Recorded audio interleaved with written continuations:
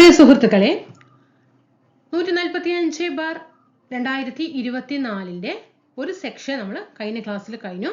അതിന്റെ ഭരണഘടനയുമായി ബന്ധപ്പെട്ട balance question ആണ് നമ്മൾ എന്ത് ചെയ്യുന്നത്, ഇന്ന് ചർച്ച ചെയ്യുന്നത്. കാരണം നമുക്ക് ഒരു ക്വസ്റ്റ്യൻ പേപ്പർ എടുത്തു കഴിഞ്ഞാൽ അത് അന്ന് തന്നെ നമുക്ക് ഒറ്റ ക്ലാസ്സിൽ കംപ്ലീറ്റ് ചെയ്യുമ്പോഴേക്കും നമുക്കൊരു 1.5 മണിക്കൂറൊക്കെ എന്ത് ചെയ്യുന്നുണ്ട്, സമയം അതിക്രമിക്കുന്നുണ്ട്. അപ്പോൾ ഡെയിലി നമുക്ക് ലാഗ് ചെയ്യിപ്പിക്കാതെ തന്നെ പെട്ടെന്ന് ക്ലാസ് കഴിയുന്ന പോലെയും ഒരുപാട് ടോപ്പിക്കുകൾ പഠിച്ചു പോകുന്നത് പോലെയും ആകുമ്പോൾ നിങ്ങൾക്ക് എന്താണ് ഒരുതരം നമുക്ക് കുറേ നേരം ഒരു ടോപ്പിക് തന്നെ ഇരിക്കുന്ന സമയത്ത് നമുക്ക് ഇതാവും അല്ലേ, അത് ഇല്ലാതാക്കാൻ വേണ്ടിയിട്ടാണ് കേട്ടോ ഇങ്ങനെ ചെയ്യുന്നത്. അപ്പോൾ നമ്മൾ 145/2024 ആദ്യത്തെ ക്വസ്റ്റ്യൻ പേപ്പറില്ല വരുന്നുണ്ട്. എല്ലാം ചെയ്യണം കേട്ടോ. 2024 കോൺസ്റ്റിറ്റ്യൂഷനുമായി ബന്ധപ്പെട്ട എല്ലാ ക്വസ്റ്റ്യൻസും നമുക്ക് പരിചയപ്പെടാം. അപ്പോൾ അതുമായി ബന്ധപ്പെട്ട ടോപ്പിക്കുകളും പഠിക്കാം. ഓക്കെ, ഞാൻ ഫുള്ളായിട്ട് ഒറ്റ വീഡിയോയിൽ തന്നെ നമുക്ക് ആ ഫുൾ ഒരു ക്വസ്റ്റ്യൻ പേപ്പറത്തെ ഭരണഘടനയിൽ നിന്ന് വന്ന എല്ലാ ചോദ്യങ്ങളും എടുത്തിട്ട് എന്തെങ്കിലും ഒരു 5-6 പോയിന്റുകളൊക്കെ ഓരോന്നിന് ടോപ്പിക്ക് പറഞ്ഞിട്ട് പോയിട്ട് കാര്യമില്ല. കാരണം ഞാൻ അതിൽ നിങ്ങളെ ചീറ്റ് ചെയ്യുന്നൊരു രീതിയാണ്. അപ്പോൾ അത് ഇല്ലാതാക്കാൻ വേണ്ടിയിട്ടാണ് തരുന്നത് വ്യക്തമായിട്ട് എന്ത് ചെയ്യുക, കുറച്ചാണെങ്കിലും അത് തരുന്നത് വ്യക്തമാക്കി തരാം കേട്ടോ. അങ്ങനെയാണ് ഞാൻ ഉദ്ദേശിക്കുന്നത്. നിങ്ങളുടെ സപ്പോർട്ട് പ്രതീക്ഷിക്കുകയാണ്. സബ്സ്ക്രൈബ് ചെയ്യാതെ കാണുന്നുണ്ടെങ്കിൽ കൂട്ടുകാർ തീർച്ചയായിട്ടും സബ്സ്ക്രൈബ് ചെയ്തിട്ട് സപ്പോർട്ട് ചെയ്യണം, ലൈക്ക് ചെയ്യണം, ഷെയർ ചെയ്യണം.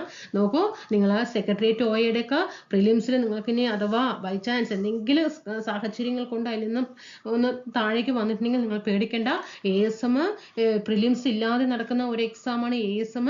ഇനി ഈ വർഷം ഒരുപാട് notification, company board, last grade, village VFA എല്ലാം വരുന്നുണ്ട്, മനസ്സിലായോ? അപ്പോൾ അതൊക്കെ നിങ്ങൾ എന്ത് ചെയ്യണം, ക്രാക്ക് ചെയ്യാനായിട്ട് ശ്രമിക്കണമെങ്കിൽ അന്ന് നോട്ടിഫിക്കേഷൻ വന്നിട്ടല്ല, ഇപ്പോഴേ റെഡിയായി നമ്മൾ എക്സാമിന് തയ്യാറെടുത്ത് റിവിഷൻ ചെയ്ത് പ്രീവിയസ് ക്വസ്റ്റ്യൻ പേപ്പർ ഒക്കെ ചെയ്തിട്ട് നിങ്ങൾ തയ്യാറായി നിൽക്കണം കേട്ടോ. ഒരു പ്രീവിയസ് ക്വസ്റ്റ്യൻ പേപ്പർ വർക്കൗട്ട് ചെയ്യുന്ന സമയത്ത് അതിലെല്ലാ ക്വസ്റ്റ്യൻസും ചെയ്യുക. അതേപോലെ തന്നെ എന്ത് ചെയ്യണം, അറിയാത്ത ക്വസ്റ്റ്യൻസ് നോട്ട് ചെയ്യണം. അതിലുള്ള മാത്സ്, ഇംഗ്ലീഷ്, മലയാളം തന്നെ ചെയ്ത് പോയാൽ തന്നെ നമുക്ക് അതിൽ 3ലും മാർക്ക് സ്കോർ ചെയ്യാനായിട്ട് പറ്റും കേട്ടോ. അതൊക്കെ നിങ്ങൾ ചെയ്യാനായിട്ട് കഴിയണം കേട്ടോ. നമുക്ക് ക്ലാസ്സിലേക്ക് കടക്കാം. നോക്കൂ, ഒന്നാമത്തെ ക്വസ്റ്റ്യൻ ഇവിടെ ഞാൻ ആകെ ഇന്ന് 3 ക്വസ്റ്റ്യൻ മാത്രമാണ് പരിചയപ്പെടുന്നത് കേട്ടോ. ആ 3 ക്വസ്റ്റ്യൻ പരിചയപ്പെടും. ആ 3 ടോപ്പിക്കും ഭരണഘടനത്തെ ഞാൻ കംപ്ലീറ്റ് ആക്കിയിട്ട് ഇവിടെ എടുത്തുതരും കേട്ടോ. കംപ്ലീറ്റ് ആക്കിയിട്ട് എടുത്തുതരും, അതിലൊരു മാറ്റമില്ല. ലോക അദാലത്തുമായി ബന്ധപ്പെട്ട ശരിയായ പ്രസ്താവന കേട്ടോ. അപ്പൊ നമ്മൾ നോക്ക്, ഇപ്പൊ 145/2024 നിങ്ങൾക്ക് ദേഷ്യം വരുന്നുണ്ടാവില്ലേ ഞാൻ അങ്ങനെ സംസാരിക്കുമ്പോൾ? ദേഷ്യം വരുന്നുണ്ട് നിങ്ങളൊക്കെ? 145/2024 ക്വസ്റ്റ്യൻ പേപ്പറിൽ കഴിഞ്ഞ പ്രാവശ്യം നമ്മൾ നോക്കുക 3-4 ക്വസ്റ്റ്യൻസ് പറഞ്ഞു പോയി അല്ലേ, 3-4 ക്വസ്റ്റ്യൻസ് പറഞ്ഞു പോയി. അവിടെ 3-4 ടോപ്പിക്ക് നമ്മൾ ഭരണഘടനയുടെ അവിടെ കഴിഞ്ഞു. ഇപ്പൊ ഇന്ന് 3 ആകെ ചോദ്യങ്ങൾ മാത്രമാണ്. ഇന്നത്തോടെ 145/2024 കഴിഞ്ഞു. ഇന്ന് 3 ചോദ്യം മാത്രമേ എടുത്തിട്ടുള്ളൂ. ആ 3 ടോപ്പിക്ക് നോക്ക്, 4, 5, 6, 7 അല്ലേ, മൊത്തം 2 ക്ലാസ് കൊണ്ട് 7 ടോപ്പിക്കാണ് അരമണിക്കൂർ വെച്ച് വരുന്ന ക്ലാസ്സിൽ നമ്മൾ എന്ത് ചെയ്യുന്നത്, ടോപ്പിക്കുകൾ കംപ്ലീറ്റ് ആക്കുന്നത് കേട്ടോ. അപ്പൊ അത് നിങ്ങൾ മനസ്സിലാക്കണം. നോക്കാം, ലോക അദാലത്തുമായി ബന്ധപ്പെട്ട ശരിയായ പ്രസ്താവന എന്താണ് നമുക്ക് നോക്കാം. ഇവിടെ ആൻസർ ഏതാണ്? 1, 2, 3 ഇവിടെ ആൻസർ കേട്ടോ. ലോക അദാലത്ത് ഒരു നീതിന്യായ സംവിധാനമാണ്. യെസ്, ശരിയാണ് കേട്ടോ. ലോക അദാലത്ത് ഒരു നീതിന്യായ സംവിധാനമാണ്. ജനങ്ങളുടെ കോടതി എന്നാണ് ഇത് അർത്ഥമാക്കുന്നത് കേട്ടോ. ശരിയാണ്. താമസം കൂടാതെ കേസുകൾ തീർപ്പാക്കുക എന്നതാണ് ഇതിന്റെ ലക്ഷ്യം. അപ്പൊ ലോക അദാലത്തുമായിട്ട് നമുക്ക് പഠിക്കാൻ കുറച്ച് പോയിന്റേ ഉള്ളൂ കേട്ടോ. അതിൽ പഠിക്കാനൊന്നുമില്ല. ഇവിടെ ഒന്ന് ശ്രദ്ധിക്കുക. നമ്മൾ ഒന്നാമത്തെ പോയിന്റ് നമ്മൾ മനസ്സിലാക്കേണ്ടത് ലോക അദാലത്തിനെ കുറിച്ചിട്ട് ശ്രദ്ധിച്ചോ കേട്ടോ. അവിടെ എഴുതാൻ പറ്റില്ല. സാധാരണക്കാർക്കും പാവപ്പെട്ടവർക്കും കേട്ടോ. ആർക്കാണ്? സാധാരണക്കാർക്കും. സാധാരണക്കാർക്കും ആർക്കാണ്? പാവപ്പെട്ടവർക്കും വേണ്ടിയിട്ടാണ് കേട്ടോ. സാധാരണക്കാർക്കും പാവപ്പെട്ടവർക്കും അധികം പണച്ചെലവില്ലാതെ നീതി ലഭിക്കുന്നതിന് വേണ്ടിയിട്ട് ഗവൺമെന്റ് സ്വീകരിച്ച നടപടികളിൽ പ്രധാനപ്പെട്ടതാണ് ലോക അദാലത്ത് കേട്ടോ. സാധാരണക്കാർക്കും പാവപ്പെട്ടവർക്കും അധികം പണച്ചെലവില്ലാതെ നീതി ലഭിക്കാൻ വേണ്ടിയിട്ടാണ് കേട്ടോ. എന്താണ്? നീതി ലഭിക്കാൻ വേണ്ടിയിട്ട് കേട്ടോ. നീതി ലഭിക്കാൻ വേണ്ടിയിട്ട് ഗവൺമെന്റ് കൊണ്ടുവന്നതാണ് അല്ലേ. കാരണം കേസ് ദീർഘനാള് ഇങ്ങനെ കൊണ്ടുപോയി കഴിഞ്ഞാൽ നമ്മൾ വക്കീലിന് കേസ് എന്താണ്, ചിലപ്പോ 1 ലക്ഷത്തിന്റെ നഷ്ടപരിഹാരത്തിന്റെ കേസായിരിക്കും, നമ്മൾ അപ്പോഴേക്കും 2 ലക്ഷം രൂപ വക്കീലിന് കൊടുത്തിട്ടുണ്ടാവും. എന്നിട്ട് ഈ കേസ് പോയിട്ട് വല്ല കാര്യമുണ്ടോ? ഇല്ല അല്ലേ. അപ്പൊ അതിനൊക്കെ വേണ്ടിയിട്ടാണ്. പിന്നെ ലോക അദാലത്ത് എന്ന വാക്കിൻ അർത്ഥം എന്താണെന്നറിയോ? ജനങ്ങളുടെ കോടതി. അത് നമുക്ക് ഓപ്ഷനിൽ ചോദിച്ചിട്ടുണ്ട് അല്ലെ. ജനങ്ങളുടെ കോടതി എന്നാണ് ലോക അദാലത്തിന്റെ അർത്ഥം കേട്ടോ. ഇനി നിങ്ങൾ മൂന്നാമത്തത്, ഇത് ഗാന്ധിയൻ തത്വങ്ങളെ അടിസ്ഥാനമാക്കിയിട്ടുള്ളതാണ് കേട്ടോ. ഗാന്ധിയൻ തത്വം നമ്മൾ മാർഗനിർദ്ദേശക തത്വങ്ങളൊക്കെ പഠിക്കുമ്പോൾ ഗാന്ധിയൻ ആശയങ്ങൾ വരുന്നില്ലേ, അതേപോലെയാണ് ഗാന്ധിയൻ തത്വങ്ങളെ അടിസ്ഥാനമാക്കിയിട്ട് ഉള്ളതാണ് ഏത് ഈ ലോക് അദാലത്ത്.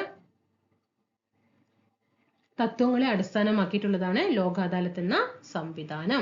അടുത്ത ക്വസ്റ്റ്യൻ പഠിക്കേണ്ടത് സന്നദ്ധ സ്വഭാവമുള്ള ഒരു നീതിന്യായ സംവിധാനമാണ് കേട്ടോ. അത് എന്തിനും തയ്യാറായിട്ട് കേട്ടോ. സന്നദ്ധ സ്വഭാവമുള്ള ഒരു നീതിന്യായ സംവിധാനമാണിത്. ഒരു നീതിന്യായ സംവിധാനം ആണ്. ഓക്കെ, നീതിന്യായ സംവിധാനം ചോദ്യം വന്നില്ല ഇവിടെ. സന്നദ്ധ സ്വഭാവമുള്ള ഒരു നീതിന്യായ സംവിധാനം, ഇവിടെ ചോദ്യം വന്നില്ലടാ. ഒരു നീതിന്യായ സംവിധാനമാണ് വന്നു. നമ്മൾ ജനങ്ങളുടെ കോടതി എന്ന് പറഞ്ഞു, ഇവിടെ ജനങ്ങളുടെ കോടതി എന്ന് പറഞ്ഞു അല്ലെ. ഇനി നമ്മൾ അടുത്തത് പഠിക്കേണ്ടത് ലോക് അദാലത്തിന്റെ ലക്ഷ്യം എന്ന് പറയുന്നത് കേസുകൾ കഴിയുന്നത്ര വേഗം, കേസുകൾ എന്ത് ചെയ്യണം, കഴിയുന്നത്ര വേഗം തീർപ്പാക്കുക കേട്ടോ. കഴിയുന്നത്ര വേഗം എന്ത് ചെയ്യണം, തീർപ്പാക്കണം. അതുപോലെ തന്നെ കാലതാമസം ഒഴിവാക്കണം കേട്ടോ. കാലതാമസം ഒരുപാട് 1 വർഷം 2 വർഷം ഒന്നും പോകാതെ കാലതാമസം എന്ത് ചെയ്യണം, പെട്ടെന്ന് തന്നെ തീർക്കാൻ അല്ലേ. അപ്പൊ കാലതാമസം ഒഴിവാക്കണം. അതേപോലെ ഇനി ഒരു കാര്യങ്ങള്, കക്ഷികൾക്ക് താല്പര്യമെങ്കിൽ കേസ് തീർപ്പാക്കുന്നതിന് ലോക് അദാലത്തിനെ സമീപിക്കാം. കൂടിയാലോചനകളിലൂടെയും ഒത്തുതീർപ്പുകളിലൂടെയും കേസ് തീർപ്പാക്കുവാൻ ആർക്ക് പറ്റും, അദാലത്ത് കക്ഷികളെ പ്രേരിപ്പിക്കുന്നുണ്ട്. ഇപ്പൊ നമ്മൾ വേറെ ഏതെങ്കിലും കോടതികളിലൊക്കെ കേസ് കൊടുത്തിട്ടുണ്ടെങ്കിൽ നമുക്ക് എന്ത് ചെയ്യാം, ആ കേസ് ഇനി ദീർഘിപ്പിക്കാൻ വയ്യ, ഇതിന്റെ പിന്നാലെ നടന്ന് മതിയായി എന്ന് തോന്നുകയാണെങ്കിൽ നമുക്ക് ലോക് അദാലത്തിനെ സമീപിച്ചിട്ട് ആ കേസിനെ പെട്ടെന്ന് തന്നെ 2 കക്ഷികളും കൂടി ചേർന്നിട്ട് എന്ത് ചെയ്യുക, കൂടിയാലോചനയിലൂടെയും ചർച്ചയിലൂടെയും ലോക് അദാലത്ത് അതിനൊരു പരിഹാരം നമുക്ക് കാണിച്ചു തരും. ഓക്കെ, നമുക്ക് തരും, കാണിച്ചു തരില്ല, നമുക്ക് ലഭിക്കും. അപ്പൊ ഇത്രയും കാര്യങ്ങളാണ് ലോക് അദാലത്തിനെ കുറിച്ച്. ടോപ്പിക് കംപ്ലീറ്റ് ആയി, മനസ്സിലായോ? ലോക് അദാലത്ത് ടോപ്പിക് ഇവിടെ കംപ്ലീറ്റ് ആയി. ടോപ്പിക് കംപ്ലീറ്റ് ആയില്ലേ? ഇനി എന്തൊക്കെ നമ്മൾ പഠിച്ചത്? സാധാരണക്കാർക്കും പാവപ്പെട്ടവർക്കും അധികം പണച്ചെലവില്ലാതെ നീതി ലഭിക്കുന്നതിനു വേണ്ടി ഗവൺമെന്റ് സ്വീകരിച്ച നടപടികളിൽ പ്രധാനപ്പെട്ട ഒന്നാണ് ലോക് അദാലത്ത്. ജനങ്ങളുടെ കോടതി എന്നാണ് അർത്ഥം. ഗാന്ധിയൻ തത്വങ്ങളെ അടിസ്ഥാനമാക്കിയിട്ടുള്ളതാണ് ലോക് അദാലത്ത്. സന്നദ്ധ സ്വഭാവമുള്ള ഒരു നീതിന്യായ സംവിധാനമാണിത്. എന്തിന്റെ ലക്ഷ്യം? കേസുകൾ കഴിയുന്നത്ര, അവിടെ പറഞ്ഞില്ലേ, കേസുകൾ കഴിയുന്നത്ര തീർപ്പാക്കുക, പിന്നെ കാലതാമസം ഒഴിവാക്കുക. 2 കക്ഷികൾക്ക് താല്പര്യം ഉണ്ടെങ്കിൽ 2 കക്ഷികളെയും വിളിച്ചു ചേർത്തിട്ട് എന്ത് ചെയ്യും, ചർച്ചയിലൂടെയും പിന്നെ കൂടിയാലോചനകളിലൂടെയൊക്കെ കേസ് ഒത്തുതീർപ്പാക്കാൻ അദാലത്ത് കക്ഷികളെ എന്ത് ചെയ്യും, പ്രേരിപ്പിക്കും. മനസ്സിലായോ? അപ്പൊ ഇത്രയും കാര്യങ്ങൾ ഇവിടെ 3 എന്താണ്, ശരിയായിട്ടുള്ള പ്രസ്താവനയാണ് കേട്ടോ. അപ്പൊ ലോക് അദാലത്ത് എന്ത് ചെയ്തു, നമ്മള് ഇവിടെ ടോപ്പിക് കംപ്ലീറ്റ് ആയിട്ടോ. ലോക് അദാലത്ത് കംപ്ലീറ്റ്. ഇനി നമുക്ക് അടുത്ത ക്വസ്റ്റ്യൻ നോക്കാം.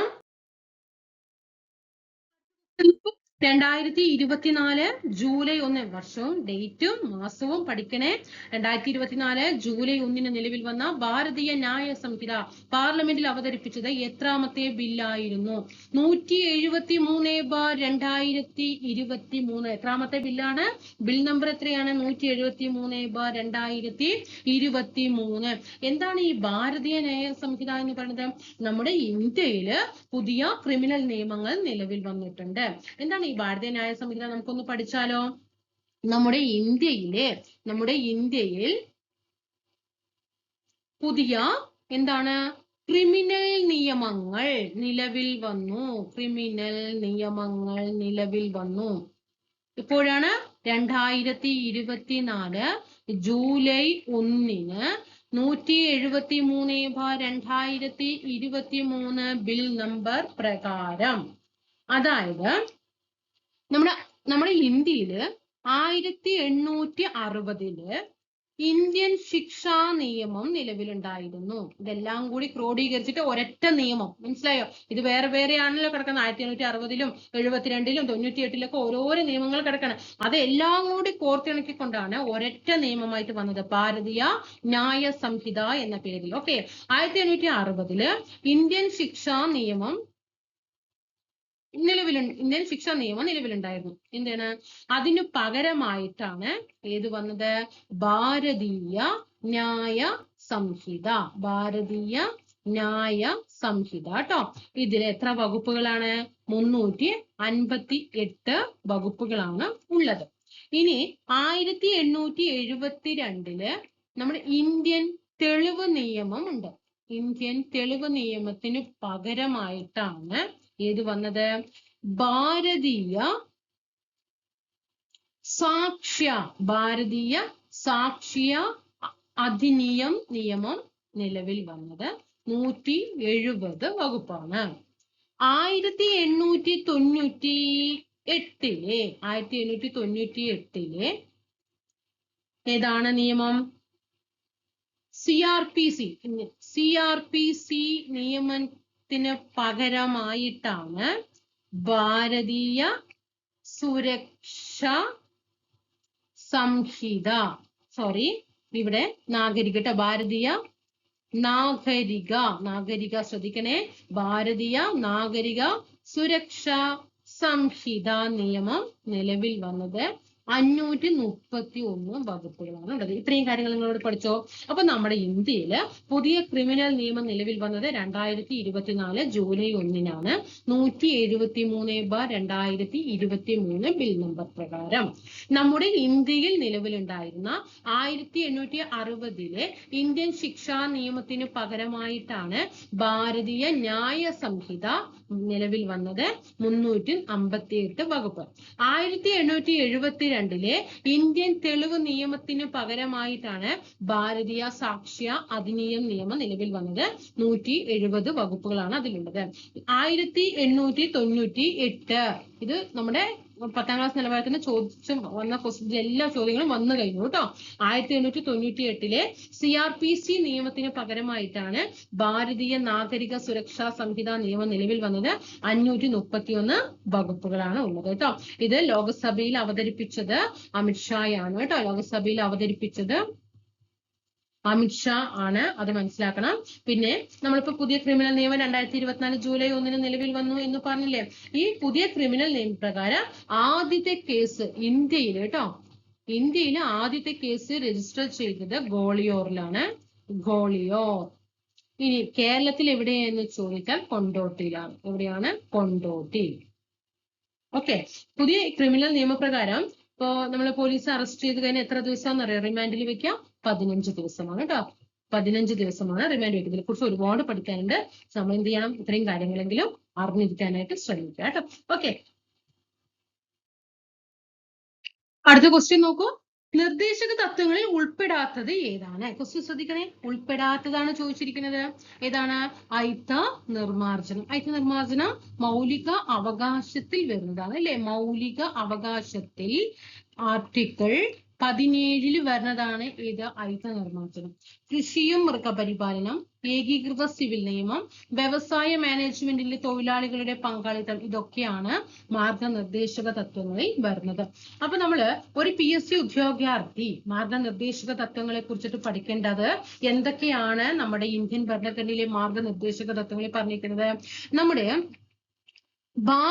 ഭരണഘടനയിലെ ഭാഗം ഏതിലാണ്? 4ലാണ് അല്ലെ. ഭാഗം 4. പിന്നെയോ ആർട്ടിക്കിൾ ഏതാണ്? ആർട്ടിക്കിൾ 36 മുതൽ 51 വരെയാണ് അല്ലെ. നമ്മൾ മൗലികാവകാശം പഠിച്ചപ്പോ 12 മുതൽ 35 വരെ പറഞ്ഞു നിർത്തി അല്ലെ. 12 മുതൽ 35 വരെ മൗലിക അവകാശമാണ്. അതിൽ നിന്നും സ്റ്റാർട്ട് ചെയ്യാണ് അല്ലെ. 36 മുതൽ 51 വരെയാണ് മാർഗനിർദ്ദേശക തത്വങ്ങളെ കുറിച്ചിട്ട് ഇന്ത്യൻ ഭരണഘടനയിൽ പരാമർശിക്കുന്നത്. നമ്മുടെ ഇന്ത്യൻ ഭരണഘടന ഈ മാർഗനിർദ്ദേശക തത്വങ്ങൾ കടമെടുത്തിരിക്കുന്നത് അയർലൻഡിൽ നിന്നാണ് കേട്ടോ. അയർലൻഡിൽ നിന്നാണ്. എല്ലാ ക്വസ്റ്റ്യനും പ്രീവിയസ് ആണ്. അയർലൻഡിൽ നിന്നാണ്. അയർലൻഡ് എവിടുന്നാ കടമെടുത്തത്? സ്പെയിനിൽ നിന്നാണ് കേട്ടോ. സ്പെയിനിൽ നിന്നാണ് അയർലൻഡ് കടമെടുത്തത്. അയർലൻഡ് സ്പെയിനിൽ നിന്നെടുത്തു. നമ്മുടെ ഇന്ത്യ അയർലൻഡിൽ നിന്നും കടമെടുത്തു. ഓക്കെ ആണോ? ഇനി നമ്മുടെ എന്തിനു വേണ്ടിയിട്ടാണ് ഈ മാർഗനിർദ്ദേശക തത്വങ്ങൾ ഭരണഘടനയിൽ ഉൾപ്പെടുത്തിയത്? എന്തിനാണ്? ജനക്ഷേമം മുൻനിർത്തിയിട്ട് അല്ലെ. എന്താണ്? ജനങ്ങളുടെ ക്ഷേമം അല്ലെ. ജനക്ഷേമം മുൻനിർത്തിയിട്ട് വേണം എന്ത് ചെയ്യാൻ? പദ്ധതികള് ആവിഷ്കരിക്കാൻ വേണ്ടിയിട്ട് അല്ലെ, ജനക്ഷേമം മുൻനിർത്തിയിട്ട് വേണം പദ്ധതികൾ ആവിഷ്കരിച്ചിട്ട് നടപ്പിലാക്കാൻ വേണ്ടിയിട്ടാണ് നമ്മുടെ ഇന്ത്യൻ ഭരണഘടനയില് കേന്ദ്ര സംസ്ഥാന സർക്കാരുകളോട് നിർദ്ദേശം നൽകുന്നത്. ഏതിലാണ്? മാർഗനിർദ്ദേശക തത്വങ്ങളിലാണ് കേട്ടോ, മാർഗനിർദ്ദേശക തത്വങ്ങളാണ്. ഇത് ശുപാർശ ചെയ്ത കമ്മിറ്റി ആരാണ് ശുപാർശ ചെയ്തത്? മാർഗനിർദ്ദേശക തത്വങ്ങൾ ഇന്ത്യൻ ഭരണഘടനയിൽ ഉൾപ്പെടുത്തണം എന്ന് ശുപാർശ ചെയ്തത് ആരാണ്? തേജ് ബഹദൂർ സപ്രു കമ്മിറ്റിയാണ് കേട്ടോ. തേജ് ബഹദൂർ സപ്രു കമ്മിറ്റി, തേജ് ബഹദൂർ സപ്രു കമ്മിറ്റിയാണ്. ഇനി എന്താണ് മാർഗനിർദ്ദേശക തത്വങ്ങൾ? അതായത് നമ്മുടെ ഇന്ത്യയെ ഒരു ക്ഷേമ രാഷ്ട്രമാക്കിയിട്ട് മാറ്റില്ല. അപ്പൊ ജനക്ഷേമം മുൻനിർത്തിയിട്ട് പദ്ധതികൾ ആവിഷ്കരിച്ചാൽ മാത്രമാണ് നമ്മുടെ ഇന്ത്യ എന്താകുള്ളൂ? ഒരു ക്ഷേമ രാഷ്ട്രമായിട്ട് മാറുകയുള്ളൂ. അപ്പൊ ഇന്ത്യയെ ഒരു ക്ഷേമ രാഷ്ട്രമാക്കിയിട്ട് മാറ്റുന്നതിനായിട്ട് ഭരണഘടന അനുശാസിക്കുന്ന അടിസ്ഥാന തത്വങ്ങളിൽ ഒന്നാണ് ഏത്? മാർഗനിർദ്ദേശക തത്വങ്ങൾ. അതുപോലെ തന്നെ ഭരണ നിർവഹണത്തിലും നിയമനിർമ്മാണത്തിലും ഒക്കെ ഭരണകൂടങ്ങൾ പാലിക്കേണ്ട നിർദ്ദേശങ്ങളെ കുറിച്ചിട്ടും ഏതിൽ പറയുന്നുണ്ട്? മാർഗനിർദ്ദേശക തത്വങ്ങള് പറയുന്നുണ്ട്. മാർഗനിർദ്ദേശക തത്വങ്ങൾ ന്യായവാദത്തിന് അർഹമല്ല കേട്ടോ. മാർഗനിർദ്ദേശക തത്വങ്ങൾ ന്യായവാദത്തിന് അർഹമല്ല. മൗലിക അവകാശങ്ങൾ മാത്രമാണ് ന്യായവാദത്തിന് അർഹമായത്. ആമുഖ ന്യായവാദത്തിന് അർഹമല്ല. മാർഗനിർദ്ദേശക തത്വങ്ങളല്ല, മൗലിക കടമകളല്ല. കാരണം ഇതുമായി ബന്ധപ്പെട്ട് ഒന്നും നമുക്ക് കോടതിയിൽ പോയിട്ട് വാദിച്ചെടുക്കാനായിട്ട് സാധിക്കില്ല. മൗലിക അവകാശത്തിൽ ലംഘനം വരുത്തിയാൽ മാത്രമാണ് നമുക്ക് എന്ത് ചെയ്യാൻ പറ്റുള്ളൂ? കോടതിയിൽ പോയിട്ട് സ്ഥാപിച്ചെടുക്കാൻ പറ്റുള്ളൂ കേട്ടോ. അപ്പൊ മൗലിക അവകാശം ന്യായവാദത്തിന് അർഹമല്ല. അതേപോലെ ഈ ഒരു കോട്ടിങ് നമ്മുടെ BR അംബേദ്കർ പറയുന്നുണ്ട്. അംബേദ്കർ പറയുന്നത് ഒന്ന് ശ്രദ്ധിക്കുക. മാർഗനിർദ്ദേശക തത്വങ്ങളെ ഒരിക്കലും എന്ത് ചെയ്യാൻ പാടില്ല?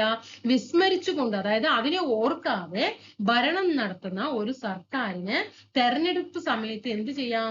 വോട്ടർമാരുടെ മുമ്പാകെ സമാധാനം പറയേണ്ടി വരുന്ന പറയുന്നത് അല്ലെ. മാർഗനിർദ്ദേശക തത്വങ്ങൾ വിസ്മരിച്ച് എന്ന് പറയുമ്പോ ഓർക്കാതെ ഭരണം നടത്തുന്ന ഒരു സർക്കാരിന് വോട്ട് ചെയ്യുന്ന സമയത്ത് എന്താണ്? വോട്ടർമാരുടെ മുമ്പാകെ സമാധാനം പറയേണ്ടി വരും. ഓക്കെ. അതുപോലെ തന്നെ നീതീകരിക്കാനാകുന്നതും നീതിയുക്തമല്ലാത്തതും, അതായത് ന്യായവാദത്തിന് അർഹമായതും അർഹമല്ലാത്തതും എന്ന രീതിയിൽ ഒരു വ്യക്തിയുടെ അവകാശങ്ങൾ 2 വിഭാഗങ്ങളായി വിഭജിക്കണമെന്ന് ശുപാർശ ചെയ്തത് BN റാവു ആണ് കേട്ടോ. BN റാവു ആണ്. അതായത് നീതീകരിക്കാൻ ആകുന്നതും നീതിയുക്തമല്ലാത്തതും എന്ന രീതിയിൽ ഓരോ വ്യക്തിയുടെയും അവകാശങ്ങൾ എന്ത് ചെയ്യണം? 2 വിഭാഗങ്ങളാക്കി തിരിക്കണം എന്ന് പറഞ്ഞത് ശുപാർശ ചെയ്തത് BN റാവു ആണ് കേട്ടോ. ഇനി ക്ഷേമരാഷ്ട്രം എന്ന് പറയുമ്പോൾ എന്താണ് ഈ ഒരു ക്ഷേമരാഷ്ട്രം? ക്ഷേമരാഷ്ട്രം എന്ന് പറയുന്നത് എല്ലാ ജനങ്ങളുടെയും ക്ഷേമവും ലക്ഷ്യമാക്കിയിട്ട് എന്ത് ചെയ്യണം? നയങ്ങൾ ആവിഷ്കരിക്കണം അല്ലെ. ഗവൺമെന്റ്, അത് കേന്ദ്ര ഗവൺമെന്റ് ആണെങ്കിലും സംസ്ഥാന ഗവൺമെന്റ് ആണെങ്കിലും ഓരോ നയങ്ങൾ പുറപ്പെടുവിക്കുന്ന സമയത്ത് എല്ലാ ജനങ്ങളുടെയും, അല്ലെങ്കിൽ ഒരു നിശ്ചിത ജനങ്ങൾക്ക് മാത്രം പാടില്ല, എല്ലാ ജനങ്ങളുടെയും ക്ഷേമം ലക്ഷ്യമാക്കിയിട്ട് നയങ്ങള് എന്ത് ചെയ്യണം? ആവിഷ്കരിക്കുകയും നടപ്പിലാക്കുകയും ചെയ്യുക എന്നതാണ് ക്ഷേമരാഷ്ട്രം കൊണ്ട് ഉദ്ദേശിക്കുന്നത്. അതേപോലെ തന്നെ ജനങ്ങൾക്ക് എന്ത് ചെയ്യണം? സംരക്ഷണവും സേവനവും ഒക്കെ നൽകണം. അതും ക്ഷേമരാഷ്ട്രത്തിൽ വരുന്നതാണ്. പൊതുവിഭവങ്ങളുടെ വിതരണം, അതുപോലെ വിദ്യാഭ്യാസം, പൊതുജന ആരോഗ്യം എന്നിവയൊക്കെ എന്ത് ചെയ്യുന്നുണ്ട്? ക്ഷേമരാഷ്ട്രം ഉറപ്പുവരുത്തുന്നുണ്ട്. ഭരണഘടനയുടെ മനസാക്ഷി എന്ന് ഭരണഘടനയുടെ മനസാക്ഷി എന്ന് വിശേഷിപ്പിച്ചത്, മാർഗനിർദ്ദേശക തത്വങ്ങളെ ഭരണഘടനയുടെ മനസാക്ഷി എന്ന് വിശേഷിപ്പിച്ചത് ആരാണ്? ഗ്രാൻവില്ലേ ഓസ്റ്റിൻ ആണ്. ഗ്രാൻവില്ലേ ഓസ്റ്റിൻ ആണ് കേട്ടോ. ഇനി ഈ മാർഗനിർദ്ദേശക തത്വങ്ങൾ 3 ടൈപ്പ് ഉണ്ട്. മാർഗനിർദ്ദേശക തത്വങ്ങൾ 3 ടൈപ്പ് ഉണ്ട്. ഏതൊക്കെയാണ്? ഒന്ന്, സോഷ്യലിസ്റ്റ് ആശയങ്ങളുമായിട്ട്, ഈ നമ്മൾ പറഞ്ഞില്ലേ 36 മുതൽ 51 വരെ എന്ന് പറയുന്ന ആർട്ടിക്കിൾ, അതില് സോഷ്യലിസ്റ്റ് ആശയങ്ങളും ഉണ്ട്, പിന്നെ ഗാന്ധിയൻ ആശയങ്ങളും ഉണ്ട്, പിന്നെ 3 ലിബറൽ ആശയങ്ങളും ഉണ്ട് കേട്ടോ. ഗാന്ധിയൻ ആശയങ്ങൾ, സോഷ്യലിസ്റ്റ് ആശയങ്ങൾ, ലിബറൽ ആശയങ്ങൾ, ഈ 3ഉം കൂടി ചേർന്നതാണ് എന്തെന്ന് പറയുന്നത്? മാർഗനിർദ്ദേശക തത്വങ്ങളില് 36 മുതൽ 51 വരെ വരുന്നത്. ഇനി നമ്മുടെ രാജ്യത്തിന്റെ ഭരണത്തിന്റെ അടിസ്ഥാനം എന്ന് പറയുന്നതും ഏതാണ്? നമ്മുടെ രാജ്യത്തിന്റെ ഭരണത്തിന്റെ അടിസ്ഥാനം എന്ന് പറയുന്നതും മാർഗനിർദ്ദേശക തത്വങ്ങളാണ്. നമ്മുടെ ഇന്ത്യൻ ഭരണഘടനയുടെ ഒരു ഓപ്പറേറ്റീവ് വിഭാഗം എന്നറിയപ്പെടുന്നതും ഏതാണ്? മാർഗനിർദ്ദേശക തത്വങ്ങൾ. നമ്മുടെ രാജ്യത്തിന്റെ ഭരണത്തിന്റെ അടിസ്ഥാനം, fundamental to the governance of the country എന്നറിയപ്പെടുന്നത് മാർഗനിർദ്ദേശക തത്വങ്ങളാണ്. അതുപോലെ ഇന്ത്യൻ ഭരണഘടനയുടെ ഓപ്പറേറ്റീവ് ഭാഗം എന്നറിയപ്പെടുന്നതും മാർഗനിർദ്ദേശക തത്വങ്ങളാണ്. നമ്മുടെ മാർഗനിർദ്ദേശക തത്വങ്ങളെ 1935 ഗവൺമെന്റ് ഓഫ് ഇന്ത്യ ആക്ടിലെ ഇൻസ്ട്രുമെന്റ് ഓഫ് ഇൻസ്ട്രക്ഷനുമായിട്ട് നിർദ്ദേശക തത്വങ്ങൾക്ക് സാദൃശ്യമുണ്ട് എന്ന് പറയുന്നുണ്ട്. ചോദിച്ച ക്വസ്റ്റ്യൻ ആണ് കേട്ടോ, ഇത് പ്രീവിയസ് ക്വസ്റ്റ്യൻ ആണ്. ഏത് ആക്ടിനെയാണ് നമ്മുടെ മാർഗനിർദ്ദേശക തത്വങ്ങളെ ഇൻസ്ട്രുമെന്റ് ഓഫ് ഇൻസ്ട്രക്ഷനുമായിട്ട് ബന്ധപ്പെടുത്തിയിരിക്കുന്നത്? ഏത് ആക്ടുമായിട്ടാണെന്ന് ചോദിച്ചിട്ടുണ്ട്. 1935 ഗവൺമെന്റ് ഓഫ് ഇന്ത്യ ആക്ടിലെ ഇൻസ്ട്രുമെന്റ് ഓഫ് ഇൻസ്ട്രക്ഷൻസ്. എന്താണ്? ഇൻസ്ട്രുമെന്റ് ഓഫ് ഇൻസ്ട്രക്ഷൻസ് ആയിട്ട് ബന്ധമുണ്ട് എന്ന് പറയുന്നുണ്ട്. അതുപോലെ തന്നെ ഈ മാർഗനിർദ്ദേശക തത്വങ്ങൾക്ക് ഇൻസ്ട്രുമെന്റ് ഓഫ് ഇൻസ്ട്രക്ഷനും തമ്മിൽ എന്താണ് പ്രകടമായ വ്യത്യാസമൊന്നും ഇല്ല എന്ന് പറഞ്ഞതും ആരാണ്? അത് അംബേദ്കർ ആണ് കേട്ടോ. ആരാണ്? അംബേദ്കർ ആണ്. ഇനി നമുക്ക് എന്ത് ചെയ്യാം? ഓരോരോ ആർട്ടിക്കിളിൽ നമ്മൾ 36 മുതൽ 51 വരെ എന്ന് പറഞ്ഞു. അതിൽ നമുക്ക് എന്ത് ചെയ്യണം? ആ 36 മുതൽ 51 വരെ എന്തൊക്കെ പറഞ്ഞിട്ടുണ്ട് എന്നുള്ളത് നമുക്ക് നോക്കാം. നമുക്ക് ആർട്ടിക്കിൾ 36 അല്ലേ, 36 മുതൽ 51 വരെയാണ്. അതിൽ 36 പറയുന്നത് സ്റ്റേറ്റിന്റെ നിർവചനമാണ്. എന്താണ്? സ്റ്റേറ്റിന്റെ നിർവചനം കേട്ടോ. അതായത് നമ്മളിപ്പോ ഭാഗം 3 12 മുതൽ 35 വരെ പഠിച്ചപ്പോൾ 12 സ്റ്റേറ്റിന്റെ നിർവചനം എന്ന് വെച്ചിട്ട്, അതേപോലെ 36 സ്റ്റേറ്റിന്റെ നിർവചനം. അതായത് ഒരു സ്റ്റേറ്റ് എന്ന് പറയുന്നത് എന്താണ്? കേന്ദ്ര സർക്കാരും പാർലമെന്റും സംസ്ഥാന സർക്കാരും നിയമസഭകള് തദ്ദേശ സ്വയംഭരണ സ്ഥാപനങ്ങൾ സ്റ്റാറ്റ്യൂട്ടറി നോൺ സ്റ്റാറ്റ്യൂട്ടറി സ്ഥാപനങ്ങൾ സർക്കാർ നിയന്ത്രണത്തിലുള്ള ഫണ്ട് കൈപ്പറ്റുന്നതിനുള്ള മറ്റ് സ്ഥാപനങ്ങൾ ഇതൊക്കെ ചേർന്നതാണ് എന്ത് പറയുന്നത്? ഒരു സ്റ്റേറ്റിൽ ഉൾപ്പെടുന്നവ അല്ലെ. ഒരു സ്റ്റേറ്റ് എന്ന് പറയുന്നത് ഇത്രയും കാര്യങ്ങൾ ഉൾപ്പെട്ടതാണ് ഒരു സ്റ്റേറ്റ് എന്ന് പറയുന്നത്. ഇനി ആർട്ടിക്കിൾ 37 എന്താണ് പറയുന്നത്? മാർഗനിർദ്ദേശക തത്വങ്ങൾ ന്യായവാദത്തിന് അർഹമല്ല എന്ന് നമ്മൾ പറഞ്ഞില്ലേ? അത് പറയുന്നത് ആർട്ടിക്കിൾ 37 ന്യായവാദത്തിന് അർഹമല്ല. മാർഗനിർദ്ദേശക തത്വങ്ങൾ ന്യായവാദത്തിന് അർഹമല്ല. എന്താണ് ന്യായവാദത്തിന് അർഹമല്ല എന്ന് പറഞ്ഞത്? മാർഗനിർദ്ദേശക തത്വങ്ങൾ നടപ്പിലാക്കിയില്ല എന്ന് പറഞ്ഞിട്ട്, അതായത് ക്ഷേമരാഷ്ട്രമല്ലേ, അതിൽ ഒരുപാട് ഭരണകൂടങ്ങൾ ചെയ്യേണ്ട കാര്യങ്ങളാണ് മാർഗനിർദ്ദേശക തത്വങ്ങളിൽ പറയുന്നത്. ഇനി അത് കിട്ടിയില്ല എന്ന് പറഞ്ഞിട്ട്, ഇപ്പൊ നമുക്ക് ഉദാഹരണം ഞാൻ പറയാണ്, ഇപ്പൊ നമുക്കൊരു വീടില്ല, നമ്മൾ അപേക്ഷിക്കുകയാണ്, പഞ്ചായത്തിൽ അപേക്ഷിച്ചു, എനിക്ക് ലൈഫിൽ വീട് വേണം എന്ന് പറഞ്ഞിട്ട് ഇനിയിപ്പോൾ അവർ അത് വീട് തന്നില്ല എന്ന് പറഞ്ഞിട്ട് നമുക്ക് കോടതിയിൽ പോയിട്ട് കേസ് പിടിച്ചിട്ട് വാദിച്ചെടുക്കാനൊന്നും സാധിക്കില്ല. ഇത്രയേ ഉള്ളൂ കേട്ടോ. അതങ്ങോട്ട് മനസ്സിലാക്കിയാൽ മതി. ന്യായവാദത്തിന് അർഹമല്ല എന്ന് പറയുന്നത് 37 കേട്ടോ. ഇനി 38 എന്താണ് പറയുന്നത്? നിങ്ങൾ പഠിച്ചവരൊപ്പം പറഞ്ഞു വരണം കേട്ടോ. 38 ഇന്നതാണെന്ന് പറഞ്ഞു വരാൻ കഴിയണം. ആ പറഞ്ഞാലാണ് നിങ്ങളുടെ പഠനം അവിടെ പെർഫെക്റ്റ് ആയിട്ട് പറയാൻ പറ്റുള്ളൂ. എന്താണ്? ജനക്ഷേമം വർദ്ധിപ്പിക്കുന്നതിനുള്ള സാമൂഹിക വ്യവസ്ഥയെ രാഷ്ട്രം ഉറപ്പുവരുത്തേണ്ടതാണ്. ജനക്ഷേമം വർദ്ധിപ്പിക്കാൻ വേണ്ടിയിട്ട് എന്താണ്? ജനക്ഷേമം വർദ്ധിപ്പിക്കാൻ എന്ത് ചെയ്യണം?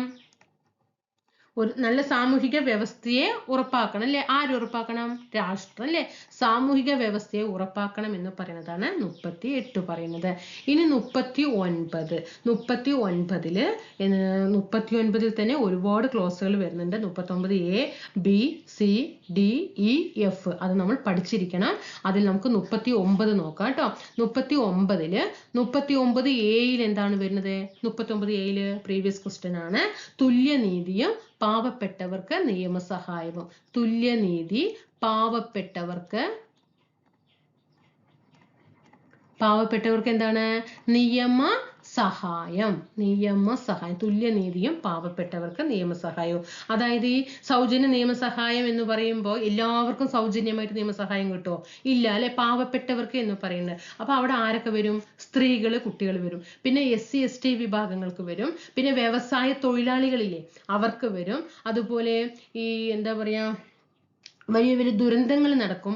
അതുപോലെ അക്രമങ്ങള്, വെള്ളപ്പൊക്കം, വരൾച്ച, ഭൂകമ്പം, വ്യാവസായികമായിട്ടുള്ള ദുരന്തങ്ങളൊക്കെ നടക്കില്ലേ, അവിടെ ഉള്ളവർക്ക് കിട്ടും. പിന്നെ ഈ കസ്റ്റഡിയിലുള്ള വ്യക്തികളില്ലേ, അവർക്ക് കിട്ടും. പിന്നെ വികലാംഗർക്ക് കിട്ടും.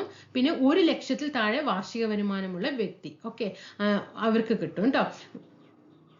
അതായത് 1 ലക്ഷത്തിൽ താഴെ വാർഷിക വരുമാനമുള്ള വ്യക്തികള്. പിന്നെ ഈ മനുഷ്യക്കടത്ത്, നമ്മൾ തട്ടിക്കൊണ്ടുപോയ ഇരകളൊക്കെ ഉണ്ടാവില്ലേ, യാചകര്, ഭിക്ഷയാചിക്കുന്നവരെയൊക്കെ തട്ടിക്കൊണ്ടുപോയിട്ട് മറ്റിടത്തുകളിൽ കൊണ്ടുപോയിട്ട് ഭിക്ഷയാച്ചിട്ട് അവർ സമ്പാദിച്ചിട്ടിരിക്കില്ലേ, അതേപോലെ അവർക്കൊക്കെയാണ് എന്ത് ചെയ്യുന്നത്, സൗജന്യ നിയമസഹായം കിട്ടുക കേട്ടോ. ഇപ്പൊ ഇവിടെ പാവപ്പെട്ടവർക്ക് നിയമസഹായം എന്ന് നമ്മൾ പറഞ്ഞില്ലേ, അത് കിട്ടുന്നത് ആർക്കൊക്കെയാണ്, സ്ത്രീകൾക്ക് കിട്ടും, കുട്ടികൾക്ക് കിട്ടും, പിന്നെ SC/ST വിഭാഗങ്ങൾക്ക് കിട്ടും, വ്യവസായ തൊഴിലാളികൾക്ക് കിട്ടും, പിന്നെ കസ്റ്റഡിയിലുള്ള വ്യക്തികൾക്ക്, വികലാംഗർക്ക്. സ്റ്റേറ്റ്മെന്റ് ഓപ്ഷൻ ചോദിക്കുമ്പോൾ വരും കേട്ടോ, പഠിക്കണം. പിന്നെ 1 ലക്ഷത്തിൽ താഴെ വാർഷിക വരുമാനമുള്ളവർക്ക്, മനുഷ്യക്കടത്തിന്റെ ഇരകള്, യാചകർക്ക്, പിന്നെ ദുരന്തങ്ങളും, ആക്രമണം, വെള്ളപ്പൊക്കം, ഭൂകമ്പം, വ്യാവസായിക ദുരന്തം, വരൾച്ച, അങ്ങനെയുള്ള ബാധ പ്രദേശങ്ങൾക്ക് അവർക്കൊക്കെയാണ് കിട്ടുക കേട്ടോ. ഇനി 39B എന്താ പറയുന്നത്, 39B എന്താണ്, സമൂഹത്തിന്റെ വിഭവങ്ങള് പൊതു നന്മയ്ക്ക് ഉപകരിക്കുന്ന വിധം നീതിപൂർവമായിട്ട് വിതരണം ചെയ്യണം. മനസ്സിലായോ? വിഭവങ്ങള് നീതിപൂർവമായിട്ട്, അതായത് രാഷ്ട്രം ഒരു വിഭവം, അതായത് ഇപ്പൊ നമുക്കറിയാം സപ്ലൈകോ വഴിയും നീതി സ്റ്റോറുകൾ വഴിയും അല്ലെങ്കിൽ എന്തും ആയിക്കോട്ടെ, അങ്ങനെ വിഭവങ്ങൾ വിതരണം ചെയ്യുന്ന സമയത്ത് അത് കുറച്ചു പേരുടെ കൈകളിൽ മാത്രം ഒതുങ്ങാൻ പാടില്ല. നീതിപൂർവമായിട്ട് അത് അർഹിക്കുന്നവരുടെ കൈകളിൽ തന്നെ എന്ത് ചെയ്യണം, അത് എത്തിക്കണം എന്നാണ് പറയുന്നത്. വിഭവങ്ങൾ പൊതു നന്മയ്ക്ക് ഉപകരിക്കുന്ന വിധം നീതിപൂർവം എന്ത് ചെയ്യണം, വിതരണം ചെയ്യണം അല്ലെ. അതൊക്കെ ഇതിൽ മാത്രമേ ഉള്ളൂ തോന്നുന്നു അല്ലെ. നീതിപൂർവം വിതരണം ചെയ്യണം, നീതിപൂർവം വിതരണം ചെയ്യണം. എങ്കിൽ 39C എന്താണ് പറയുന്നത്, എന്താണ്, നമ്മൾ ഈ സ്വത്തിന്റെയും ഉൽപാദന ഉപാധികളുടെയും കേന്ദ്രീകരണം ഉണ്ടാകാതിരിക്കുക. സാമ്പത്തിക വ്യവസ്ഥയുടെ പ്രവർത്തനം എന്താണ്, പൊതുവായിട്ട് ഹാനിക്ക് ഇടയാകാൻ പാടില്ല. ഒരു സാമ്പത്തിക പ്രവർത്തനം രാഷ്ട്രം ചെയ്യുന്ന സമയത്ത് അതെന്താകാൻ പാടില്ല, പൊതുഹാനിക്ക് ഇടയാക്കാത്തവണ്ണം സ്വത്തിന്റെയും ഉൽപാദന ഉപാധികളുടെയും കേന്ദ്രീകരണം ഉണ്ടാകാതിരിക്കുക കേട്ടോ. അപ്പൊ സാമ്പത്തിക വ്യവസ്ഥയുമായി ബന്ധപ്പെട്ടിട്ടാണ് ഏതില് പറയുന്നത്, 39C പറയുന്നത്. അപ്പൊ ഒരു സാമ്പത്തിക വ്യവസ്ഥ ഒരു രാഷ്ട്രം കൈകാര്യം ചെയ്യുന്ന സമയത്ത് അത് പൊതുഹാനിക്ക് ഇടയാകാൻ പാടില്ല. ഇത് പ്രീവിയസ് ക്വസ്റ്റ്യൻ ആണ് കേട്ടോ. 39D പഠിക്കണേ. തുല്യ ജോലിക്ക് തുല്യ വേതനം. തുല്യ ജോലിക്ക് തുല്യ വേതനം ആണോ നിങ്ങൾ പറയാ? ഒരു പാടത്ത് ഒരു കൃഷിപ്പണിക്ക് കൃഷി ആണും പെണ്ണും ചെയ്യുന്നുണ്ടെങ്കിൽ ആണിന് ഒരു കൂലി, പെണ്ണിന് ഒരു കൂലി അല്ലേ? ഇന്നും ഇത് മാറ്റമുണ്ടോ? ഇല്ല അല്ലെ. തൊഴിലുറപ്പിൽ മാത്രമാണ് എന്താണ് ഇപ്പോ ആണിനും പെണ്ണിനും തുല്യ ജോലിക്ക്, അതിനൊക്കെ വേണ്ടിയിട്ടാണ് ആ ഇതൊക്കെ കൊണ്ടുവന്നിരിക്കുന്നത് അല്ലെ. പക്ഷെ അത് ജനങ്ങൾ അതിനെ എന്ത് ചെയ്യാണ്, ചൂഷണം ചെയ്യാണ് അല്ലെ. മിണ്ടാതെ പോയിട്ട് രാവിലെ പോവുക, വൈകുന്നേരം അവിടെ നിന്ന്, രാവിലെ പോയി ഇരിക്കുക, വൈകുന്നേരം അവിടെ നിന്ന് എണിച്ചു വരിക അല്ലെ. ഈ ഒരു ഇത് ചെയ്തിട്ട് ചിലപ്പോൾ അത് തന്നെ ഇല്ലാതാക്കാനുള്ള വഴി അടക്കം ഈ ജനങ്ങൾ ചെയ്യുന്നുണ്ട്. അപ്പം തുല്യ ജോലിക്ക് തുല്യ വേതനം. അതെ, ഇപ്പൊ ഒരു ഷോറൂമുകളിലും ആണെങ്കിൽ എന്താണ്, പുരുഷൻ അവിടെ കൂടുതലാണ് വേതനം അല്ലെ. സ്ത്രീകൾക്ക് അതുണ്ടോ? ഇല്ല. പക്ഷെ ഗവൺമെന്റ് ഓഫീസുകളിൽ എന്താണ്, ഏത് ജോലിയാണെങ്കിലും അവർക്ക് അവരുടേതായിട്ടുള്ള അർഹമായിട്ടുള്ള ഏത് പോസ്റ്റ് ആണെങ്കിലും ആണ് പെണ്ണ് വ്യത്യാസം ഇല്ല അല്ലെ. നമ്മൾ അതിന് വേണ്ടിയിട്ടാണ് പ്രയത്നിക്കുന്നത് അല്ലെ. നമ്മൾ അതിലെത്തട്ടെ, സാധിക്കട്ടെ ഈശ്വര അല്ലെ, പ്രാർത്ഥിക്കാം. ഇനി 39 എന്താണ്, തൊഴിലാളികളുടെയും കുട്ടികളുടെയും ആരോഗ്യവും ശക്തിയും അമിതമായ ചൂഷണത്തിന് വിധേയമാകാതെ സംരക്ഷിക്കണം. തൊഴിലാളികളുടെയും കുട്ടികളുടെയും, ഇപ്പൊ ഒരു തൊഴിലാളി നല്ല രീതിയിൽ പണിയെടുക്കേണ്ടതെന്ന് പറഞ്ഞിട്ട് ഒരിക്കലും അയാളെ എന്താണ് അധികമായിട്ട് ചൂഷണം ചെയ്യാൻ പാടില്ല എന്നാണ് പറയുന്നത് കേട്ടോ. തൊഴിലാളികളുടെയും കുട്ടികളുടെയും കേട്ടോ, തൊഴിലാളി ആൻഡ് കുട്ടികൾ, തൊഴിലാളികളുടെയും കുട്ടികളുടെയും ആരോഗ്യം എന്താണ്, ശക്തിയും ഒന്നും ചൂഷണം ചെയ്യാൻ പാടില്ല. ഇനി 39CDE കഴിഞ്ഞു അല്ലെ. ഇനി F എന്താ പറയുന്നത്, കുട്ടികളുടെ ആരോഗ്യകരമായ സമഗ്ര വളർച്ചയ്ക്ക് സംവിധാനം ഉണ്ടാക്കണം. കുട്ടികളുടെ ആരോഗ്യപരമായ സമഗ്ര വളർച്ചയ്ക്ക് എന്ത് ചെയ്യണം, സമഗ്ര വളർച്ചയ്ക്ക് സംവിധാനം ഉണ്ടാക്കണം. മനസ്സിലായോ? അപ്പൊ ഇത്രയും കാര്യങ്ങളാണ് 39 വരുന്നത്. ഇതിൽ ഇതും പ്രീവിയസ് ആണ്, ഇതും പ്രീവിയസ് ആയിട്ട് ചോദിച്ചതാണ് കേട്ടോ. തുല്യനീതി പാവപ്പെട്ടവർക്ക് നിയമസഹായം 39A. 39B എന്താണ്? വിഭവങ്ങൾ നീതിപൂർവം വിതരണം ചെയ്യണം. 39C സാമ്പത്തിക വ്യവസ്ഥ പൊതുഹാനിക്ക് ഇടയാക്കാത്ത വണ്ണമായിരിക്കണം പ്രയോഗിക്കേണ്ടത്. 39D തുല്യ ജോലിക്ക് തുല്യ വേതനം. തൊഴിലാളി ആൻഡ് കുട്ടികളുടെ ആരോഗ്യം ശക്തിയൊന്നും ചൂഷണം ചെയ്യാൻ പാടില്ല. 39E ആണ്. 39F കുട്ടികളുടെ ആരോഗ്യപരമായ സമഗ്ര വളർച്ചയ്ക്ക് സംവിധാനം ഉണ്ടാക്കണം. പഠിച്ചല്ലോ. ഇനി 40. 39 കഴിഞ്ഞു, 36 കഴിഞ്ഞു, 37 കഴിഞ്ഞു, 38 കഴിഞ്ഞു, 39 കഴിഞ്ഞു. 39 സബ് ക്ലോസുകൾ പഠിച്ചു. ഇനി നമുക്ക് 40 പ്രീവിയസ് ക്വസ്റ്റ്യൻ ആണ്. പഞ്ചായത്തുകളുടെ രൂപീകരണം. പഞ്ചായത്തുകളുടെ രൂപീകരണമാണ് ആർട്ടിക്കിൾ 40 പറയുന്നത് കേട്ടോ. 40 പറയുന്നത്. 41 എന്താണ്? 41 പറയുന്നത് തൊഴിലില്ലായ്മ വേതനം, പെൻഷൻ പദ്ധതികൾ തുടങ്ങിയവ നടപ്പിലാക്കുന്നത് ഈ ആർട്ടിക്കിളിന്റെ ഫലമായിട്ടാണ് കേട്ടോ. 41 ഇപ്പൊ പഞ്ചായത്തുകൾ വഴി നമുക്ക് തൊഴിലില്ലായ്മ വേതനം കിട്ടുന്നുണ്ട് അല്ലെ? തൊഴിലില്ലായ്മ വേതനം നിങ്ങൾക്ക് കിട്ടുന്നുണ്ടോ? എനിക്ക് കിട്ടുന്നില്ല. തൊഴിലില്ലായ്മ വേതനം, പിന്നെ പെൻഷൻ ഇല്ലേ? ഇപ്പൊ പെൻഷൻ വരുന്നുണ്ട്. ഇപ്പൊ നമ്മുടെ വീട്ടിൽ ഓരോ പ്രായം ഉള്ളവർക്ക് പെൻഷൻ വരുന്നുണ്ട് അല്ലേ? അതൊക്കെ പെൻഷൻ വരുന്ന സമയത്ത് നമ്മൾ ആലോചിക്കണം, ഇത് ആർട്ടിക്കിൾ 41 വഴിയാണ് ഇവർക്ക് പെൻഷൻ കിട്ടുന്നത് എന്ന് ചിന്തിക്കണം കേട്ടോ. തൊഴിലില്ലായ്മ വേതനം, പെൻഷൻ പദ്ധതികൾ തുടങ്ങിയവ ലഭ്യമാക്കുന്നത് ഏത് ആർട്ടിക്കിളിന്റെ ഫലമായിട്ടാണ്? ആർട്ടിക്കിൾ 31 കേട്ടോ. തൊഴിലില്ലായ്മ, രോഗം, പ്രായാധിക്യം, അംഗവൈകല്യം, ദാരിദ്ര്യം തുടങ്ങിയ ചുറ്റുപാടുകളിൽ പൊതുസഹായം ഉറപ്പുവരുത്തുക. അതിനാണല്ലോ തൊഴിലാളികൾക്ക് തൊഴിലില്ലായ്മ വേതനവും പ്രായാധിക്യം എന്നിവർക്ക് പെൻഷൻ കൊടുക്കുന്നത്. ശ്രദ്ധിച്ചോട്ടോ. തൊഴിലില്ലായ്മ, രോഗം, പ്രായാധിക്യം, അംഗവൈകല്യം, ദാരിദ്ര്യം തുടങ്ങിയ ചുറ്റുപാടുകളിൽ പൊതുസഹായം ഉറപ്പുവരുത്തുക എന്നൊക്കെ വരുന്നത് ആർട്ടിക്കിൾ 41 കേട്ടോ. അതേപോലെ തന്നെ ഈ ജോലി ചെയ്യാനുള്ള അവകാശം, വിദ്യാഭ്യാസത്തിനുള്ള അവകാശം എന്നിവയൊക്കെ ഉറപ്പുവരുത്താൻ രാഷ്ട്രം എന്ത് ചെയ്യണം? നല്ല നല്ല വ്യവസ്ഥകൾ ഉണ്ടാക്കേണ്ടതാണ് എന്ന് പരാമർശിക്കുന്ന ആർട്ടിക്കിൾ ഇതാണ് കേട്ടോ. 41 ആണ്. അപ്പൊ 41 വരുന്ന 3 കാര്യങ്ങള് ഒന്ന് ശ്രദ്ധിച്ചോ. തൊഴിലില്ലായ്മ, രോഗം, പ്രായാധിക്യം, അംഗവൈകല്യം, ദാരിദ്ര്യം തുടങ്ങിയ ചുറ്റുപാടുകളിൽ പൊതുസഹായം ഉറപ്പാക്കുക. അപ്പൊ നമ്മൾ അറിയില്ലോ ഇതുമായി ബന്ധപ്പെട്ടതാണ് തൊഴിലില്ലായ്മ, പെൻഷൻ, അങ്ങനെ കണക്ട് ചെയ്യണം കേട്ടോ. അതുപോലെ ജോലി ചെയ്യാനുള്ള അവകാശവും വിദ്യാഭ്യാസത്തിനുള്ള അവകാശവും ഉറപ്പുവരുത്താൻ രാഷ്ട്രം എന്ത് ചെയ്യണം? നല്ല ഫലപ്രദമായിട്ടുള്ള വ്യവസ്ഥകൾ ഉണ്ടാക്കണം എന്ന് പരാമർശിക്കുന്ന ആർട്ടിക്കിളും 41 ആണ്. ഇനി 42 എന്താണ് പറയുന്നത്? 42 അതായത് നീതിപൂർവവും മനുഷ്യോചിതവുമായ രീതിയിൽ തൊഴിൽ സാഹചര്യം ഉറപ്പാക്കുക, പ്രസവാനുകൂല്യങ്ങൾ ഉറപ്പുവരുത്തുക കേട്ടോ. എന്താണ്? തൊഴിൽ സാഹചര്യം അല്ലെ? നീതിപൂർവമായ എന്താണ്? തൊഴിൽ സാഹചര്യം. നീതിപൂർവമായിട്ടുള്ള തൊഴിൽ സാഹചര്യവും അതുപോലെ പ്രസവാനുകൂല്യം ഇതൊക്കെ ഉറപ്പുവരുത്തുക എന്ന് പറയുന്നത് 42 ആണ്.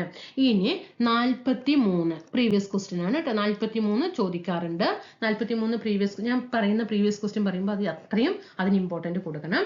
തൊഴിലാളികൾക്ക് ഉപജീവനക്ഷമമായിട്ടുള്ള വേതനം, കുടിൽ വ്യവസായങ്ങൾക്ക് പ്രോത്സാഹനം. ഇവിടെ പഠിക്കണം കുടിൽ വ്യവസായം എന്ന് പറഞ്ഞാൽ മതി കേട്ടോ.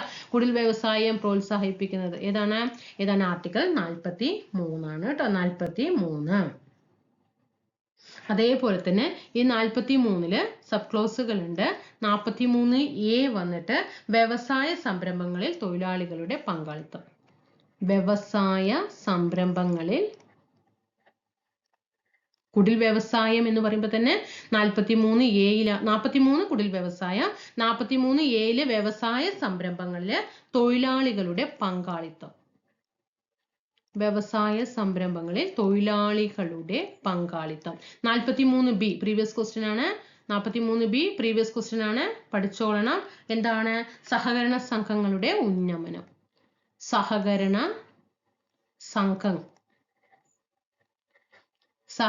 സംഘങ്ങളുടെ ഉന്നമനമാണ് 43B പറയുന്നത്. ഇനി 44 പ്രീവിയസ് ക്വസ്റ്റ്യൻ ആണ്. 44 എന്താണ്? ഏകീകൃത സിവിൽ നിയമം അല്ലെ? ഏകീകൃത സിവിൽ കോഡ്. ഏകീകൃത സിവിൽ നിയമം, ഏകീകൃത സിവിൽ നിയമം അല്ലെ. ഏകീകൃത സിവിൽ കോഡുള്ള ഏക ഇന്ത്യൻ സംസ്ഥാനം ഏതാണ്? ഗോവയാണ് അല്ലെ. അതായത് പോർച്ചുഗീസുകാരുടെ ആധിപത്യം, ബ്രിട്ടീഷ് ഇന്ത്യ സമയത്ത് തന്നെ എന്താണ് ഗോവയിൽ ഏകീകൃത സിവിൽ കോഡ് ഉണ്ട്. പക്ഷേ ഇപ്പൊ നമ്മളെ സ്വാതന്ത്ര്യാനന്തരം ഇന്ത്യ അല്ലെ, അതില് ഏകീകൃത സിവിൽ കോഡ് ഇപ്പൊ കറണ്ട് അഫയറിൽ നമുക്ക് പഠിക്കാനുള്ളതാണ്. ഏകീകൃത സിവിൽ കോഡ് പാസ്സാക്കിയത് ഏതാണ്? ഏത് സംസ്ഥാനമാണ്? ഉത്തരാഖണ്ഡ് ആണ്. ഉത്തരാഖണ്ഡ്. ഇനി 44 കഴിഞ്ഞു. ഇനി 45 എന്താണ് നോക്കാം. ഇനി 45 നമുക്ക് നോക്കാം. പ്രീവിയസ് ക്വസ്റ്റ്യൻ ആണ് കേട്ടോ. പ്രീവിയസ് ആണ്. 6 വയസ്സിന് താഴെ പ്രായമുള്ള കുട്ടികൾക്ക് എന്താണ് വിദ്യാഭ്യാസവും സംരക്ഷണവും നൽകണമെന്ന് അനുശാസിക്കുന്നതാണ് കേട്ടോ. 6 വയസ്സിന് താഴെ ഉള്ള കുട്ടികൾക്ക് വിദ്യാഭ്യാസവും അതുപോലെ തന്നെ അവരുടെ സംരക്ഷണവും എന്താണ് ഉറപ്പാക്കണം എന്ന് പറയുന്നത് 45-ലാണ്. ഇനി 46 എന്താ പറയുന്നത്? ഈ നമ്മുടെ SC/ST വിഭാഗങ്ങളുടെയും ദുർബല വിഭാഗങ്ങളുടെയും വിദ്യാഭ്യാസപരവും സാമ്പത്തികപരമായ താല്പര്യങ്ങൾ അഭിവൃദ്ധിപ്പെടുത്തുക കേട്ടോ. SC/ST അതുപോലെ ദുർബല വിഭാഗങ്ങൾക്ക് എന്താണ് വിദ്യാഭ്യാസം കേട്ടോ. വിദ്യാഭ്യാസം അതുപോലെ സാമ്പത്തിക താല്പര്യങ്ങളിലൊക്കെ എന്ത് ചെയ്യുക? അഭിവൃദ്ധിപ്പെടുത്തുക. 47 എന്താണ് 47 പറയുന്നത്? മദ്യനിരോധനം അല്ലേ. പ്രീവിയസ് ക്വസ്റ്റ്യൻ ആണ്. മദ്യനിരോധനം പറയുന്ന ആർട്ടിക്കിൾ 47 അല്ലെ. ഈ ആർട്ടിക്കിൾ രൂപീകരണം മുതൽ തന്നെ സമ്പൂർണ്ണ മദ്യനിരോധനം നടപ്പിലാക്കിയ സംസ്ഥാനം ഏതാണ്? ഗുജറാത്ത് ആണ് കേട്ടോ. സമ്പൂർണ്ണ മദ്യനിരോധനം നടപ്പിലാക്കിയ സംസ്ഥാനം ഗുജറാത്താണ്. പ്രീവിയസ് ക്വസ്റ്റ്യൻ ആണ്. ഇനി 48 എന്താണ്? 48 പ്രീവിയസ് ആണ്. ഗോവധ നിരോധനം. 48 ഗോവധ നിരോധനം. അതുപോലെ കൃഷി മൃഗ സംരക്ഷണം. ഗോവധ നിരോധനം, കൃഷി മൃഗ സംരക്ഷണം. 48 കേട്ടോ. ഇനി 48 എ പഠിക്കണേ, വെരി ഇമ്പോർട്ടന്റ് ആണ്. പ്രീവിയസ് ക്വസ്റ്റ്യൻ ആണ്. 48 വന്യമൃഗ സംരക്ഷണം. വന്യമൃഗ സംരക്ഷണം, പരിസ്ഥിതി സംരക്ഷണം. വന്യമൃഗ സംരക്ഷണം, പരിസ്ഥിതി സംരക്ഷണം. ഇനി 49 പ്രീവിയസ് ക്വസ്റ്റ്യൻ ആണ്. ചരിത്ര സ്മാരകങ്ങളും ദേശീയ പ്രാധാന്യമുള്ള വസ്തുക്കളുടെയും സ്ഥലങ്ങളുടെയും സംരക്ഷണം. ഈ ചരിത്ര സ്മാരകങ്ങളൊക്കെ എന്ത് ചെയ്യണം? അതുപോലെ ദേശീയ പ്രാധാന്യമുള്ള സ്ഥലങ്ങളൊക്കെ എന്ത് ചെയ്യണം? സംരക്ഷിക്കണം. 49 ആർട്ടിക്കിൾ 50 എന്താണ്? പ്രീവിയസ് ക്വസ്റ്റ്യൻ ആണ്. നീതിന്യായ വിഭാഗത്തെ കാര്യനിർവഹണ വിഭാഗത്തിൽ നിന്ന് വേർതിരിക്കണമെന്ന് പറയുന്നത്. കാര്യനിർവഹണ വിഭാഗത്തിൽ നിന്ന് നീതിന്യായ വിഭാഗത്തെ കാര്യനിർവഹണ വിഭാഗത്തിൽ നിന്ന് വേർതിരിക്കണമെന്ന് പറയുന്ന അനുശാസിക്കുന്നതാണ് 50 എന്ന് പറയുന്നത്. പ്രീവിയസ് ക്വസ്റ്റ്യൻ ആണ്. 51 പ്രീവിയസ് ക്വസ്റ്റ്യൻ ആണ്. എന്താണ് 51 പറയുന്നത്? 51 അന്താരാഷ്ട്ര സമാധാനവും സുരക്ഷിതത്വവും. അന്താരാഷ്ട്ര സമാധാനം, സുരക്ഷിതത്വം. ഓക്കെ, ഇത്രയും കാര്യങ്ങളാണ് നമുക്ക് എന്ത് ചെയ്യാനുള്ളത്? പഠിക്കാനുള്ളത് കേട്ടോ. ഇത്രയും കാര്യങ്ങൾ നന്നായിട്ട് റിവിഷൻ ചെയ്ത് വെക്കുക. പിന്നെ നമ്മളെ നേരത്തെ പറഞ്ഞില്ലേ സോഷ്യലിസ്റ്റ് ആശയങ്ങൾ, ലിബറൽ